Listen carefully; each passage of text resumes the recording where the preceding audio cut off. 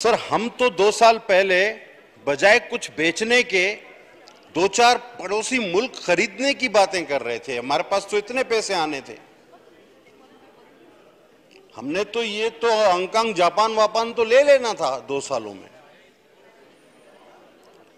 100 अरब dollar की money laundering रुक जानी थी 1 साल में, तो इसमें तो कोरिया आ जाता है इतने का। तो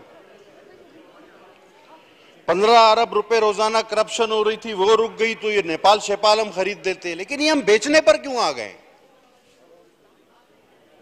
क्या इसी स्टील मिल के बाहर खड़े होकर honourable president of Pakistan, honourable prime minister of Pakistan, honourable minister Asad Umar साहब, उन्होंने ये नहीं कहा था कि कैसे नहीं चलेगी ये स्टील मिल? हर हाल में चलेगी, हर तरह चलेगी, और अगर इसको प्राइवेटाइज किया गया तो हम आपके साथ खड़े होंगे। जमाना वो आ गया है कि वीडियोस अब एक ऐसा मसला बन गया है जनाब अली कि कुछ छुपा ही नहीं छुपता। ये सारी चीजें मौजूद है।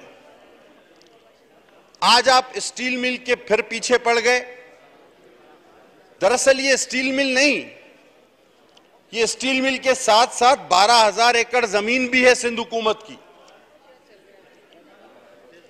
आपने कहा जी हम गरीब नवाज, गरीब लोगों की हुकूमत, गरीबों का ख्याल। कोविड में छाबड़ी वाला कहां जाएगा? कोविड में गरीब आदमी का क्या होगा? और दूसरे ही दिन पीटीडीसी के मुलाजमीन को कोविड के ही जमाने में 500 लोगों को बगैर कुछ बताए, बगैर कुछ दिए लेटर थमा दिया कि भैया कल से नौकरी पे नहीं आना, जाओ ये है हमारा कोविड। सर, कोलोफेल के तजाद का कोई एक पैमाना तो होना चाहिए ना, कोई एक पैमाना। ये बिल्कुल उलट किस तरह हो जाता है? सर, हमने कर्जे वापस करने की बातें की थी, हमने तारीखी कर्जे ले लिए, हमने नौकरियां देने की बातें की थी, वो भी करोड़ों। अब हम प्राइवेटाइजेशन के जरिए लोगों को बेरोजगार करने जा रहे हैं। सिर्फ एक स्टेटमेंट पर मेरे वजीर के पूरी एयरलाइन बैठ गई, और अब उसका भी अंजाम पता नहीं क्या होगा। यकीनन वही होगा जो इस मुल्क का 2 सालों में हुआ है।